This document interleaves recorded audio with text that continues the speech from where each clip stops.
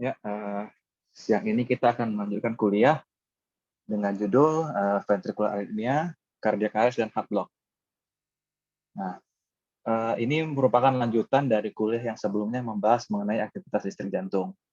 Jadi saya harapkan kalian sudah mengerti ya mengenai basic-basic dari sistem konduksi jantung, kelistrikan dari jantung itu sendiri. Nah, kita sini sedikit akan membahas mengenai aritmia yang terjadi pada ventricle. Nah, ventricular arrhythmia ini merupakan salah satu dari banyak emergensi dari bagian kardiovaskular dan merupakan penyebab paling sering terjadinya henti jantung di luar rumah sakit atau kita sebut dengan OK, terutama pada pasien-pasien dengan riwayat penyakit jantung. Ventricular arrhythmia itu sendiri dia memiliki gejala. Umumnya pasien itu akan merasakan palpitasi atau berdebar-debar. Pasien juga bisa datang dengan keluhan sinkopi atau presinkopi. Nah, ini biasa pasien yang mengeluhkannya itu pingsan atau pitam. Nah, tapi bila pasien mengeluhkan adanya nyeri dada, kemudian adanya henti jantung, atau sesak nafas, nah itu biasanya merupakan tanda-tanda suatu arrhythmia ventricle yang bersifat letal atau mengancam nyawa. Nah, kenapa sih berbahaya arrhythmia ventricle ini? Nah, kalau kita perhatikan gambar ini, maka normalnya irama jantung itu akan mulai dari SA ke AP ke bundle of His. Nah, kalau ventricular arrhythmia ini maka akan ada suatu fokus, suatu ectopic fokus, di mana sel-sel yang berada di ventricle itu akan menimbulkan irama sendiri. Irama sendiri ini biasa umumnya multiple bisa dari satu sumber. Nah, bila itu terlalu cepat, maka akan menimbulkan suatu kondisi yang disebut dengan ventricular arrhythmia. Nah, bila dia satu fokus atau itu umumnya yang terjadi adalah VT atau ventricular tachycardia. Jadi bisa kita lihat dari EKG di kiri bawah. Nah, ini satu fokus dia yang menimbulkan impuls yang tidak normal. Maka bentuknya dia akan sama takikardi dengan QRS yang lebar. Nah, apabila fokus yang menimbulkan impuls yang normal itu banyak, multiple, maka dia dapat menimbulkan ventricular tachycardia multifokal atau yang paling berat itu ventricular fibrilasi. Nah, jadi terlalu banyak sumber aritmia yang di luar yang normal, nah itu akan menimbulkan suatu gerakan jantung yang eretik, yang acak. Apa dampaknya? Nah, kalau terlalu kencang, terlalu acak, maka jantung tidak akan sempat memiliki pengisian atau diastolik yang optimal. Jadi jantung tidak sempat ngisi, otomatis kalau diastoliknya terganggu, maka darah yang akan dipompa ke seluruh organ itu juga akan terganggu. Nah, itulah bahayanya. Kalau dia VT, nah umumnya dia masih meskipun dia kencang, tapi masih ada beberapa kondisi yang masih cukup supply diastolnya masih sempat ngisi sedikit, nah sehingga sistolnya masih tidak ada masalah. Nah, tapi kalau dia VT yang VF, nah itu umumnya udah sama sekali acak tuh gerakannya, sehingga jantung sama sekali tidak sempat mengisi. Nah, sehingga perfusi ke jaringan-jaringan sekitarnya dan organ-organ lain akan terganggu. Jadi untuk diagnosanya yang namanya aritmia, maka untuk diagnosanya gold standardnya itu adalah EKG. Di sini bisa kalian lihat variasinya itu. Bagaimana yang disebut dengan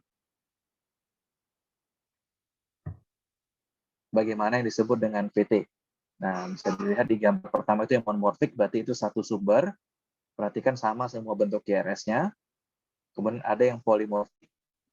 Nah, itu beda-beda QRS-nya. Nah, ada juga yang nanti namanya terus ada depoang. Nah, itu bisa kalian lihat contohnya di bawah. Tapi ingat, kalau ada pasien keluhan palpitasi, maka EKG lah yang bisa kita gunakan untuk menegakkan diagnosa apakah pasien tersebut palpitasinya itu mengalami aritmia dari supraventrikular ataupun dari ventrikular. Jadi, yang harus kita lakukan, kalau pasien datang dengan palpitasi, sudah kalian lakukan EKG, kesannya VT. Atau kalian pasang monitor, nampaklah iramanya itu, tadi QRS-nya lebar, regular, maka yang pertama kali dilakukan adalah cek pulsnya, cek arteri karotisnya. Kalau dia tidak ada pulsnya, maka harus dilakukan RJP. Nah, tapi kalau ada pulsnya, maka masuk ke algoritma ini. Nah, ini kita lihat dulu. Biasanya kalau takikardia itu yang ganggu itu kalau dia 100 di atas 150 kali per menit. Nah, kasih oksigen pasiennya, monitoring iramanya IV, nah, baru nilai apakah takiardianya ini menyebabkan adanya hipotensi, gangguan mental, adanya tanda-tanda shock, nyeri dada yang kesannya iskemik, atau adanya gagal jantung akut. Nah, kalau ada, maka ini satu kita sebut dengan antiventricular arrhythmia dengan gangguan hemodinamik. Nah, kalau yang seperti ini maka harus kita lakukan kardioversi yang synchronize. Nah,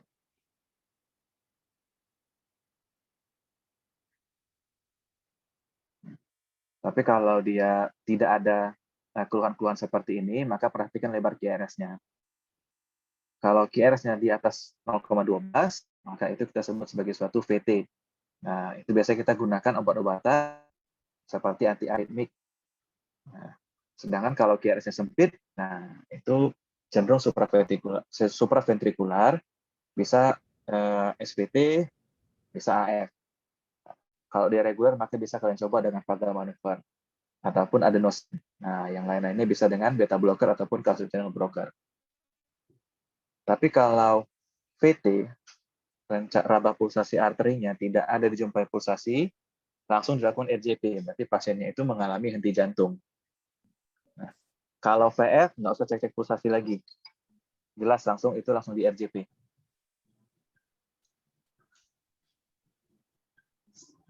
Ini ada pilihan obat-obatan untuk pasien-pasien dengan VT yang disertai dengan nadi. Nah, umumnya yang paling sering kita gunakan dan paling banyak tersedia obatnya adalah amiodaron. Ya, di kotak kedua nih. Ini dosisnya ada saya tuliskan, nanti kalian bisa baca. Biasanya kita gunakan pada pasien VT, pasien VF, atau pasien dengan PVC.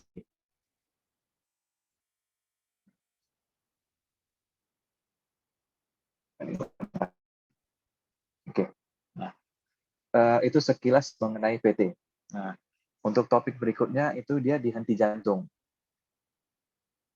Henti jantung ini itu nama lainnya cardiopulmonary arrest ataupun circulatory arrest. Nah, itu terjadi akibat gagalnya sirkulasi darah normal yang efektif karena jantungnya itu berhenti secara tiba-tiba. Nah, bedakan serangan jantung dengan henti jantung ya. Henti jantung itu ya jantungnya itu tidak lagi bekerja, stop dia. Apakah penyebabnya dari masalah koroner, dari masalah listriknya, dari masalah lain-lain, tapi menyebabkan jantung berhenti untuk bekerja dengan baik, nah itu kita sebut sebagai suatu henti jantung atau cardiac arrest. Nah, sedangkan kalau heart attack atau serangan jantung, nah itu CS ya. Problemnya itu adalah di trombosis pada pembuluh darah jantungnya. Ini ada yang disebut sebagai suatu chain of survival. Nah, itu kita bedakan antara pasien yang di rumah sakit dan yang di rumah sakit. Yang pertama kali kita lakukan kalau kita berjumpa dengan pasien dengan henti jantung, yang pertama kali itu panggil bantuan. Panggil telepon IGD, telepon ambulans, telepon rumah sakit, nah, untuk respon-respon emergensinya. Karena kita tidak bisa hanya mengandalkan RJP saja. Kemudian RJP, defibrilasi, baru kalau dia di dalam rumah sakit, maka kita lakukan post cardiac arrest care sampai ke recovery. Sedangkan kalau dia di luar rumah sakit, maka advance resusitasinya itu biasa dilakukan di ambulans.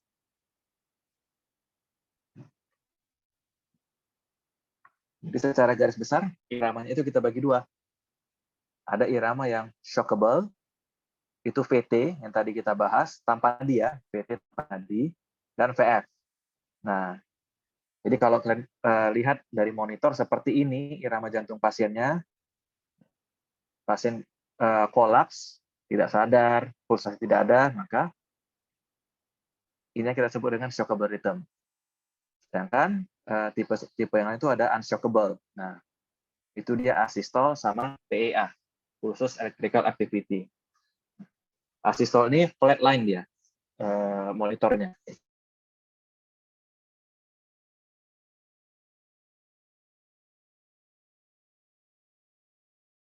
Monitor dengan pasiennya terpasang baik, dan raba puls pasiennya. Sedangkan kalau PEA, itu iramanya bisa seperti irama normal ataupun irama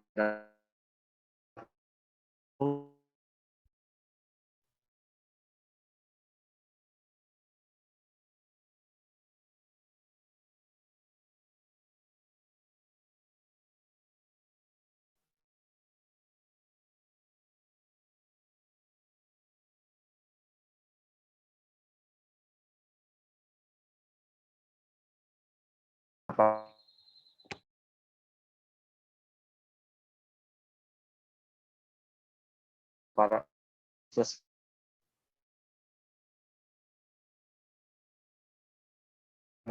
di sisi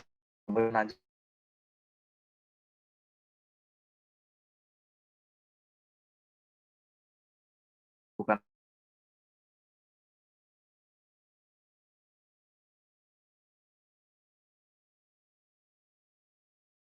Izin dok, suaranya putus-putus dok.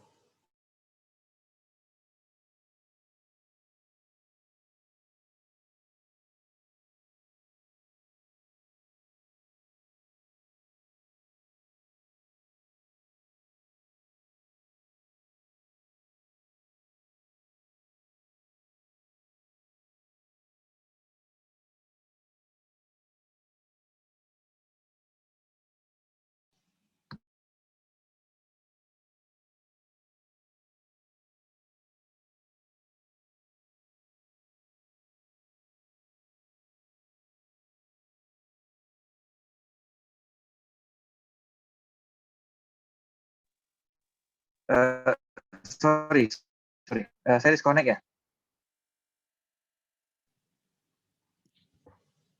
Sepertinya iya dok, soalnya slide-nya hilang dok. Tadi sampai mana ya?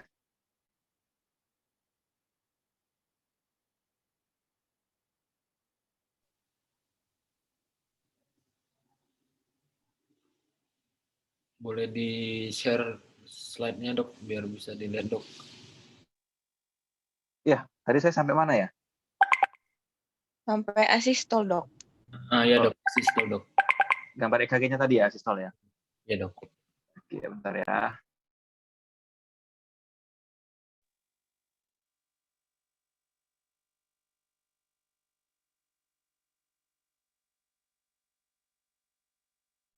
Yang ini?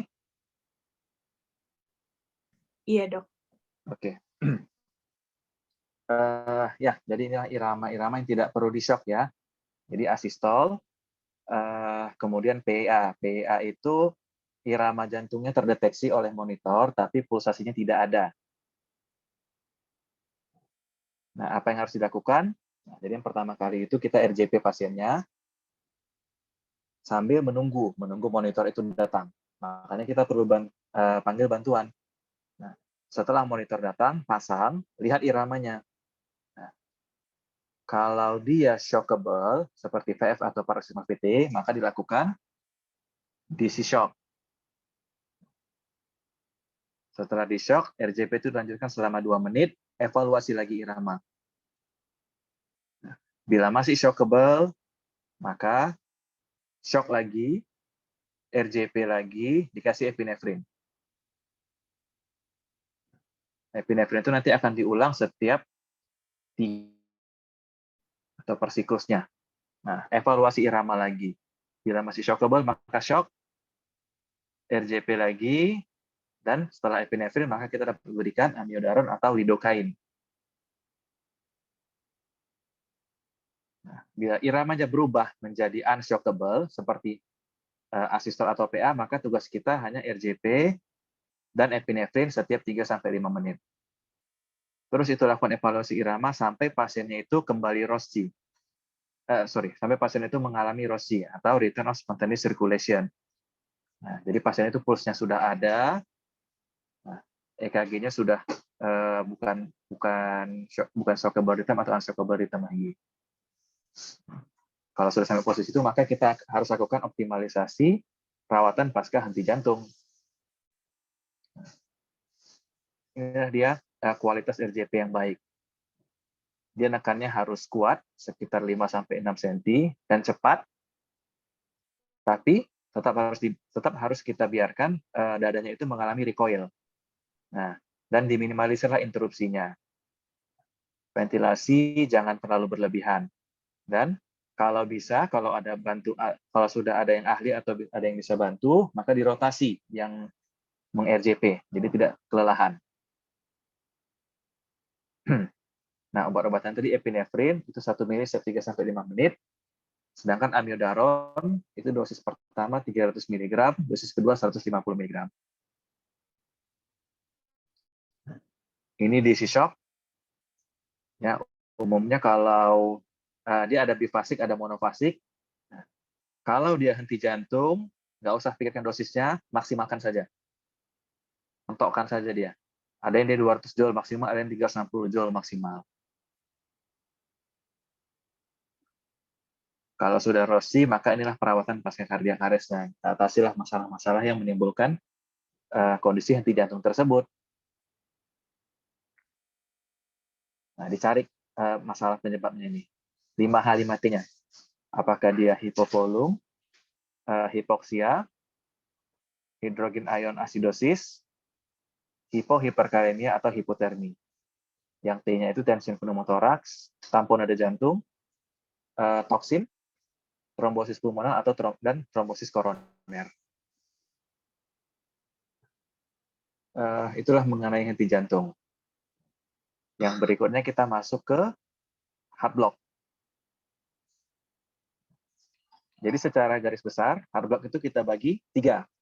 Dia bisa SA block, bisa AV block, bisa bundle branch block. Nah, kalau bundle branch block itu umumnya dia tidak menimbulkan bradikardi. Ya, dan juga signifikansi untuk emergency dia tidak terlalu banyak. Nah, yang paling sering buat masalah itu kalau tidak SA block dan AV block. Nah, SA block itu sendiri itu udah di luar kompetensi kalian. Nah, problemnya itu di SA node-nya. Kalau kita bilang generator awalnya, nah itulah dia yang bermasalah kalau di SA block. Sedangkan kalau AV block, konektornya yang bermasalah.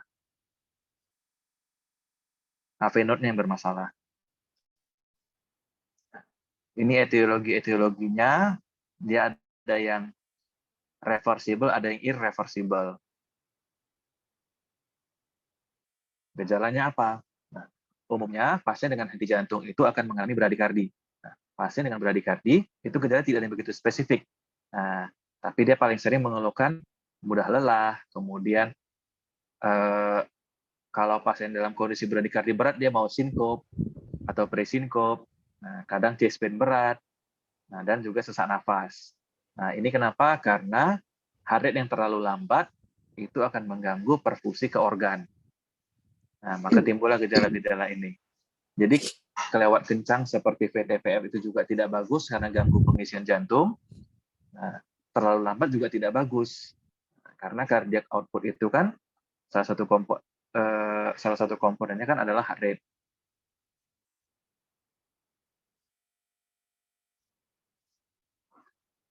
Apa yang mesti dilakukan? Nah, sama seperti tadi, maka kita perlu lakukan EKG untuk melihat pasien dengan bradikardinya ini apa sih penyebabnya? Apakah SA block, apakah AV block?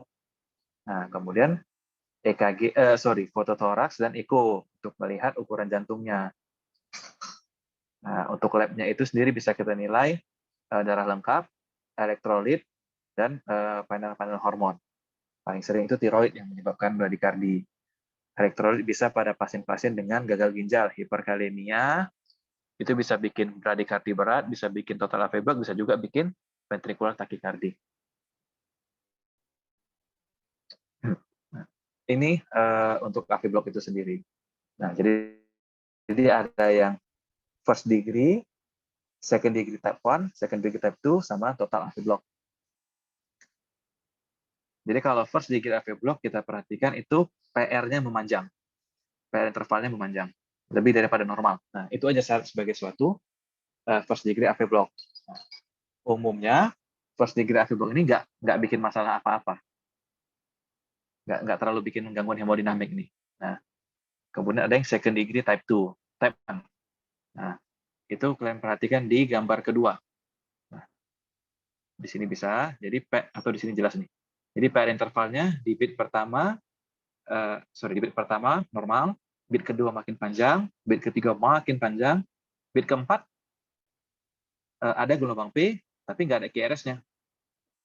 Nah, jadi PR intervalnya semakin lama semakin panjang, nah tiba-tiba drop. Nah, itu yang tipe 1. Nah, kalau tipe 2, itu PR interval konstan, sama dia. Bisa normal, bisa memanjang, sama, tapi ada beat yang tidak diteruskan oleh QRS-nya. Jadi ada drop beat dia. Kalau yang seperti ini bisa kita lihat yang blok 21, jadi ada 2P tapi hanya 1 QRS, nggak diteruskan dia. Impuls dari SA node itu tidak diteruskan sama sekali. Sedangkan kalau P sama Q-nya itu tidak teraturan, disosiasi kita katakan, maka kita sebut sebagai suatu TAVB. Lihat ini P-nya nih. Ini P-nya setelah QRS, ini P-nya sebelum QRS, ini ada P lagi setelah T. Nah, ini suatu TAVB. Nah, TAVB ini yang paling sering bikin problem hemodinamik, apalagi kalau detak jantungnya kelewat lambat. Apa yang dilakukan kalau dia bradikardi? Kalau bradikardi, umumnya kalau dia di bawah 50 kali per menit akan menimbulkan gejala. Kalau dia persisten bradikardinya, kemudian menimbulkan hipotensi, ada tanda-tanda shock, gangguan status mental, nyeri dada dan gagal jantung akut, maka kita harus, ini merupakan suatu warning sign. Berarti bradiarmitmianya itu berbahaya. Kalau dia tidak menimbulkan apa-apa, hanya heart rate-nya saja yang lambat, bisa kita evaluasi dulu. Tapi kalau udah menimbulkan gejala, simptomatik dia, maka harus segera di-treat. Nah, first line-nya apa? First line-nya itu dengan atropin, first atropin. Nah, kalau dia tidak efektif, maka kita bisa pilihan berikutnya, kita bisa pakai dopamin atau epinefrin, atau transcutaneous pacing. Jadi ada kita letak padnya di atas kulit, nah nanti akan dijalankan oleh mesin sehingga impulsnya itu akan berasal dari mesin.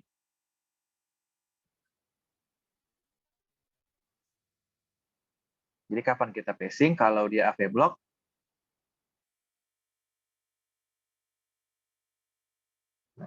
ini kapan kita pasiennya ini kita pacingnya itu pacing yang permanen. Kalau di AV block umumnya, maka kalau dia begitu dia bergejala, maka anjurannya adalah pacing. Yang second degree type 1 juga seperti itu.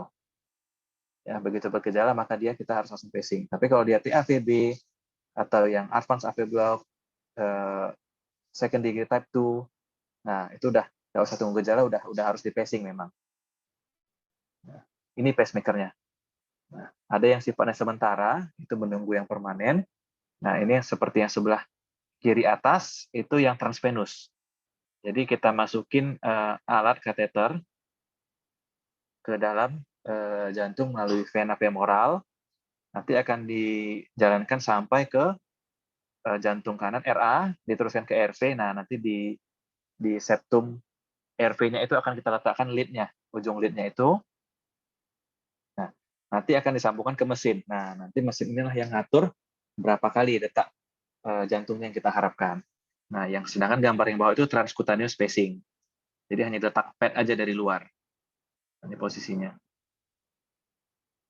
Bisa anterolateral, bisa anteroposterior. Tapi ini hanya sifatnya sementara, hanya life saving saja. Nah, sambil kita cari penyebabnya kalau dia reversible. Sedangkan definitifnya itu adalah dipasang pacu jantung yang permanen. Nah, jadi nanti ini ditanam di bawah kulit mesinnya ini.